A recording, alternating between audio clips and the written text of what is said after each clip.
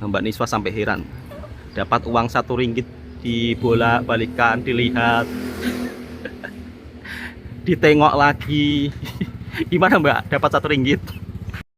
Hal biasa di Indonesia tapi jarang terjadi di Malaysia, yaitu saat musim penghujan seperti ini. Kalau di Malaysia, di negara tetangga, meskipun hujan lebat, hujan deras, tapi jarang sekali mati lampu. Tapi kalau di sini, di kampungnya Bang Toha, sering terjadi, yaitu mati lampu. Kalau di Malaysia, meskipun hujan lebat, hujan ribut, hujan angin, jarang sekali mati lampu. Kalau di sini, sahabatku semua, mati lampu itu hal biasa saat hujan. Hal biasa di Indonesia tapi tidak biasa di Malaysia. Assalamualaikum warahmatullahi wabarakatuh. Apa kabarnya sahabatku semua? Seperti Bang Toha yang bilang kemarin, yang dimana kalau di Indonesia misal kata ada hujan ribut seperti ini, dipastikan apinya akan padam.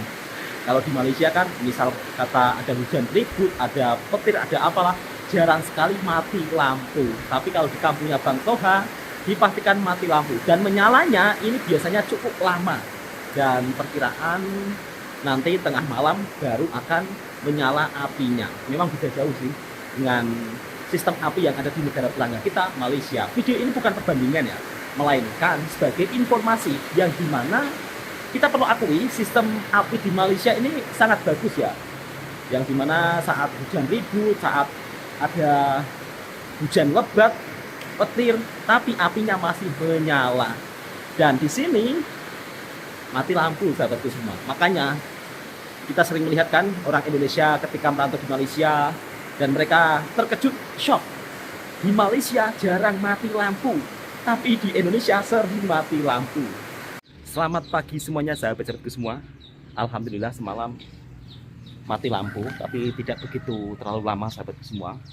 Dan kali ini Bang Toha mau cari sarapan pagi. Kemarin ada juga yang berkomentar, Bang, kenapa mata uang Indonesia itu nampaknya buatannya cepat rusak? Ini sebenarnya enggak cepat rusak sahabatku semua, cuman uangnya ini terbuat daripada kertas ya. Dan kalau dibandingkan dengan ringgit Malaysia memang lebih bagus ringgit Malaysia. Jadi di sini meskipun agak nampak buruk seperti ini, tapi nilainya sama kok. Jadi kalau misal kata dibelikan sesuatu juga masih berlaku. Dan kebetulan kali ini Bang Toha mau cari sarapan pagi. Kalau di kampungnya Bang Toha, untuk cari sarapan pagi itu warungnya tidak begitu besar. Dan biasanya untuk menu sarapannya pecel dan juga nasi uduk. Biasanya kalau jam-jam segini nasi uduknya itu sudah habis. Jadi Bang Toha akan tunjukkan sarapan pagi di sini kira-kira habis berapa. Tapi biasanya kalau kita pakai uang Rp10.000 saja itu sudah dapat makan dan minum.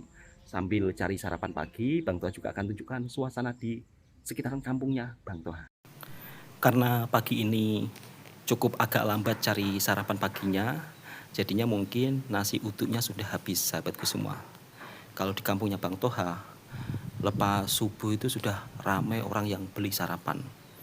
Kalau kali ini Bang Toha gerak daripada rumah sekitar pukul 7. Jadi pukul 7 pagi ini sudah termasuk lambat. Di perkampungan Indonesia, orang-orangnya kalau sarapan pagi itu memang betul-betul sangat pagi. Lepas subuh sudah pergi ke warung. Biasanya bapak-bapak akan nongkrong di warung kopi sambil ngopi, terus kemudian menikmati rokok. Kalau di Malaysia kan nggak boleh ya, misal kata kita lepas makan dilarang merokok. Tapi kalau di sini hal biasa merokok di warung. Kalau di Malaysia, misal kata kita lepas makan di warung atau di restoran, itu bisa kena saman atau kena denda. Dan dendanya cukup lumayan mahal.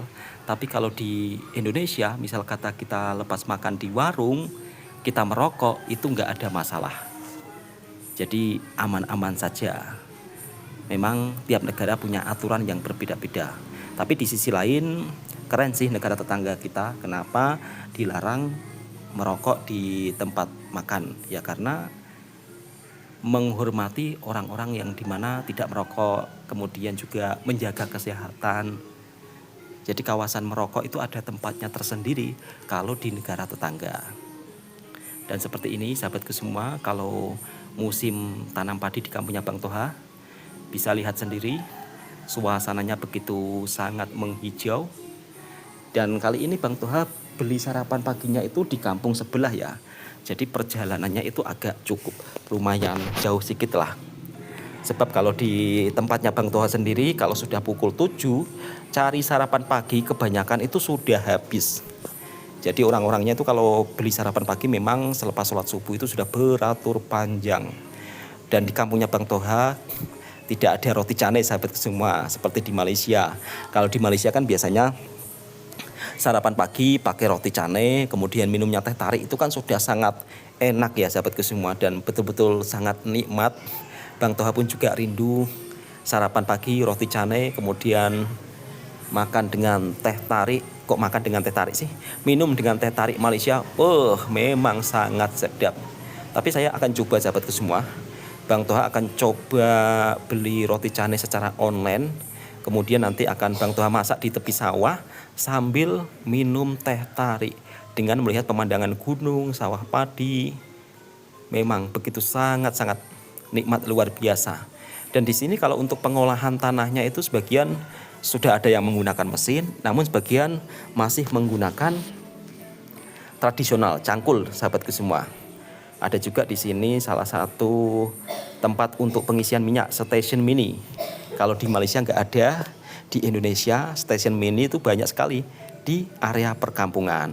Sebab kalau stasiun minyak di kampung Indonesia itu begitu sangat jarang sangat ya. Ada juga penjual sayur pagi-pagi. Jadi kalau misal kata kita malas keluar rumah, di Indonesia juga ada penjual sayur keliling. Dan akhirnya sudah sampai kita di warungnya. Seperti ini warung atau kedai makan yang ada di kampung di Indonesia. Jadi memang benar-benar masih sangat tradisional. Untuk jenis menu makanannya di sini nggak banyak sahabatku semua. Jenisnya biasanya kalau pagi-pagi menu pilihan makanannya pecal. Kemudian ada juga telur sambal. Di sini Bang Toha sarapan pagi dengan pecal, tempe goreng, telur, dan dipadukan dengan sambal juga ya sahabatku semua. Karena di Indonesia ini kalau nggak pedas rasanya kurang. Dan di sini juga sudah disediakan air putih atau air kosong. Tempat air putihnya itu masih sangat tradisional, terbuat daripada tanah. Dan kalau pagi-pagi seperti ini, tanpa dimasukkan ke dalam peti sejuk pun airnya sudah sejuk. Kalau air kosong dimasukkan dalam tempat yang sangat masih tradisional, kalau di Indonesia biasanya disebut kendi sahabatku semua. Jom untuk sahabatku semua sarapan pagi dengan nasi pecal. Oh iya, untuk satu porsi nasi pecal ini dihargai sekitar Rp15.000 atau sekitar Rp4.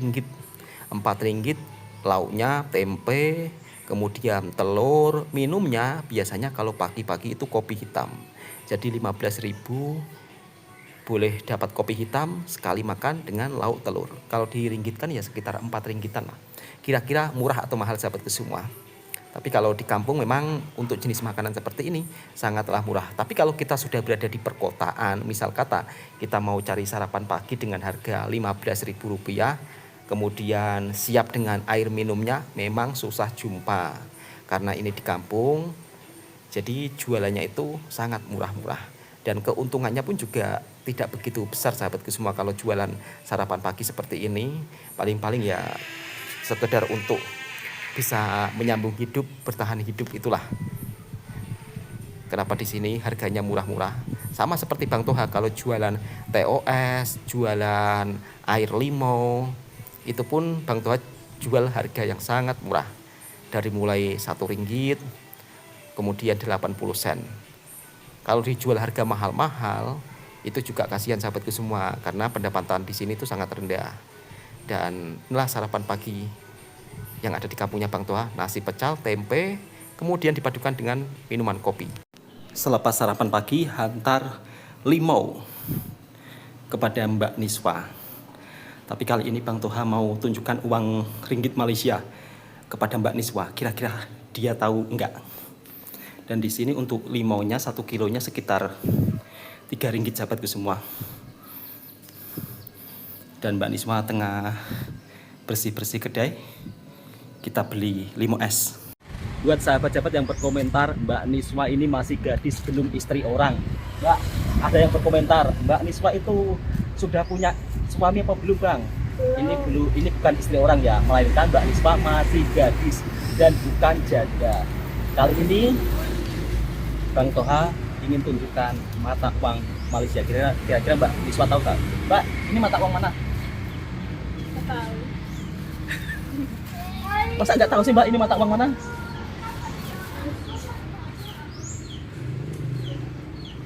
Mbak Niswa sampai bingung, nggak tahu ini mata uang dari mana. Mbak, ini mata uang ringgit Malaysia. Rp1 ini. Kalau dibelikan es jeruk dapat 1 gelas. Mbak, tolong bikinkan es jeruk 1. Jadi kalau Rp1 seperti ini, sahabatku semua, di kampungnya Bang Toha dapat es jeruk 1 gelas atau 1 cawan. Dan sekarang Bang Toha mau beli es jeruk dengan menggunakan mata uang ringgit Malaysia. Tapi Mbak Niswa kurang tahu kalau ini mata uang ringgit Malaysia. Mungkin beliau jarang melihat mata uang Malaysia ya. Bukan jarang sih, memang tidak pernah melihat mata uang ringgit Malaysia. Makanya ketika Bang Toha tunjukkan ini, Mbak Niswa nggak tahu. Rp1 dapat es jeruk. Mbak Niswa sampai bingung, nggak tahu ini mata uang dari mana. Tapi ini mau saya kasihkan biar untuk kenang-kenangan. Kalau Rp1 Malaysia sama dengan Rp4.000. Nah, jadi kalau Rp1 dapat 1 cawan seperti ini. Memang kalau di Indonesia, sahabatku semua, untuk minuman-minuman seperti ini masih terbilang sangat murah lah. Tapi kalau di kampung, kalau di perkotaan sudah lain cerita. Rp1 dapat berapa? Dapat 1 es jeruk, dapat 1 gelas ya. Ya. Awalnya Mbak Niswa ini nggak tahu kalau ini uang Malaysia, tapi sekarang sudah tahu Mbak ya. Nah, itu untuk kenang-kenangan Mbak Niswa, karena Bang Toha cuma ada Rp2 lah, yang Rp1 untuk Mbak Niswa. Sini Mbak. Ya, jadi Rp1 Malaysia saya bagikan Mbak Niswa untuk disimpan ya Mbak ya, disimpan dalam dompet. Jadi untuk isi dompet. Gimana Mbak? Menurut Mbak Niswa, mata uang ringgit Malaysia bagus nggak? Bagus. Nggak mudah basah ya? Ya. Bahannya bagus Mbak, dia macam plastik. Itu ditarik-tarik juga nggak putus Mbak. Heran ya? Ya. Kalau Rp1.000 gimana Mbak? Tengok Rp1.000 Mbak. Nah, Rp1.000 itu sama dengan berapa ya? Berapa persen ya? Kalau Rp1.000 sekitar 10 sen kalau tak silap sahabatku semua. Nah, ini mas Rp1.000, yang itu Rp1. Kalau Rp1 Rp4.000. Oke Mbak, itu untuk Mbak Niswa simpan dalam dompet ya. Dan ini dapat 1 cawan es jeruk. Mbak Niswa sampai heran, dapat uang Rp1 dibolak-balikan, dilihat, ditengok lagi. Gimana Mbak, dapat Rp1? Itu kalau ditukar rupiah Mbak, sama dengan Rp4.000. Karena Mbak Niswa kemarin dapat gift dari teman-teman dari Malaysia, cukup lumayan banyak lah, ratusan ribu. Cuma nanti Bang Toha ambilkan saat sudah gajian ya. Jadi nanti Bang Toha akan bagikan kepada Mbak Niswa. Jadi terima kasih kemarin yang sudah berbagi support tank kepada Mbak Niswa. Semoga berkah selalu, lancar rezekinya Mbak ya. Nah, itu dia dapat ringgit Malaysia Rp1, Mbak Niswa ditengok terus. Kalau yang ini Mbak Feni keponakannya Bang Toha. Kalau Mbak Niswa kampung sebelah. Nanti Bang Toha akan tunjukkan suasana kampungnya Mbak Niswa. Jadi selepas hantar pesanan TOS, nanti Bang Toha akan ngevlog di kampungnya Mbak Niswa. Mbak Feni, Mbak Niswa tadi sampai bingung dapat uang ringgit Malaysia. Dia nggak tahu kalau itu ringgit Malaysia. Terkejut Mbak, tadi Mbak Niswa saya kasih uang Rp1 Malaysia. Dia nggak tahu kalau itu ringgit Malaysia. Kalau Mbak Feni tahu ya? Tahu. Kalau mungkin Mbak Niswa itu ya. 50.000. Mungkin Mbak Niswa jarang nonton film Ipin Upin ya. Iya. Oke sahabatku semua, selepas ini Bang Toha mau pergi ke kampungnya Mbak Niswa. Kalau di Malaysia mungkin benda-benda seperti ini sudah tidak ada sahabatku semua ya. Karena petaninya di sana semuanya sudah modern. Tapi kalau di kampungnya Bang Toha masih mengekalkan alat-alat pertanian tradisional. Contohnya seperti alat yang ada di bawah itu sahabatku semua. Alat pemisah padi dengan pokoknya. Oke, kita menuju ke perkampungan sebelah. Jadi rumahnya Mbak Niswa ini cukup lumayan jauh dari kampungnya Bang Toha karena kampung sebelah. Dan rumahnya Mbak Niswa di area pegunungan.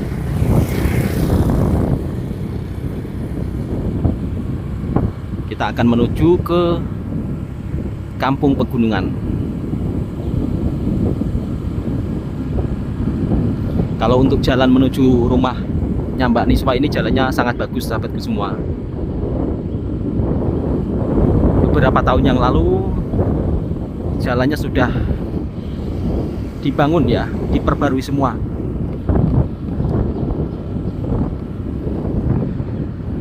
Suasananya damai, udaranya pun juga sangat sejuk.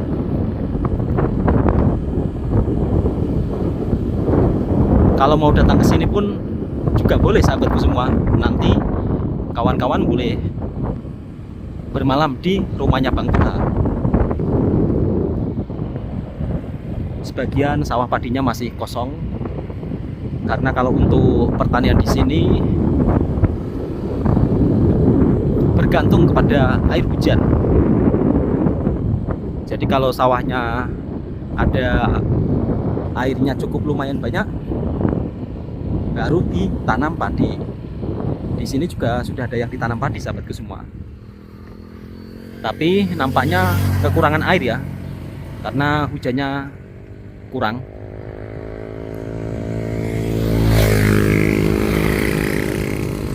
Kalau tanam padi satu petak seperti ini cukup untuk makan sudah alhamdulillah sahabatku semua. Jadi kalau jadi petani hanya punya ladang sawah sedikit memang tidak cukup untuk kebutuhan sehari-hari.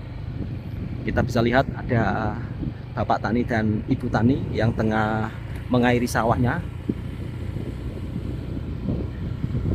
Pegunungannya begitu sangat menghijau kalau musim penghujan seperti ini sahabatku. Banyak sahabat-sahabat daripada Malaysia yang berkomentar, "Bang, suasananya tenang, nyaman, damai. Teringin nak pergi sana. Kalau pergi ke sini Bang Toha ajak naik gunung sahabatku semua, untuk camping di atas bukit, di atas pegunungan." Karena ramai sahabat-sahabat daripada Malaysia ketika berkunjung ke Indonesia pasti sangat suka bila diajak naik gunung. Kalau nggak punya sumur sahabatku semua, ini bisa-bisa kekurangan air ya. Tapi biasanya kalau untuk sawah yang berada di tepi jalan seperti ini sudah memiliki sumur. Nah itu dia sumurnya untuk mengairi sawahnya yang kering. Dan kampungnya Mbak Niswa berada di ujung sana sahabatku.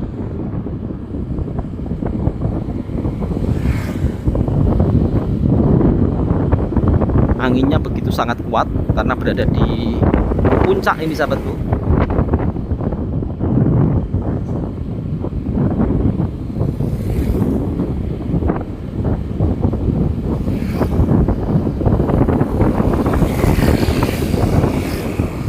Dulu jalannya tidak sebagus ini, tapi alhamdulillah sekarang sudah ada pembangunan. Sehingga ketika warga melintas di jalan ini sangat nyaman.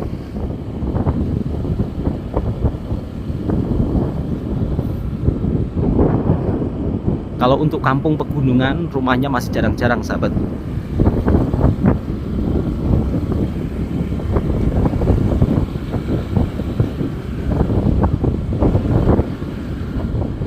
Udaranya sejuk atau dingin.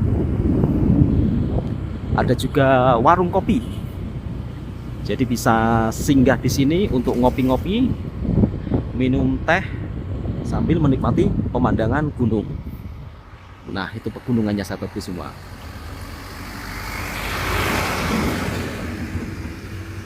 Kita lanjut perjalanan selanjutnya.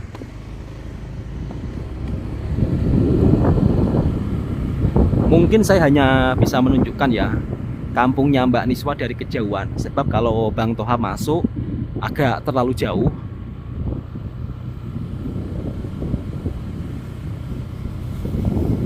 Jadi hanya bisa menunjukkan dari kejauhan, nggak apa-apa sahabatku semua. Yang penting sahabat-sahabat bisa melihat suasana perkampungan di Indonesia.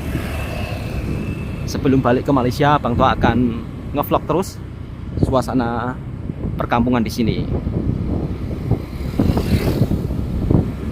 Alhamdulillah untuk tahun ini tidak ada musim kemarau panjang sahabatku. Jadi untuk masalah air tidak ada masalah.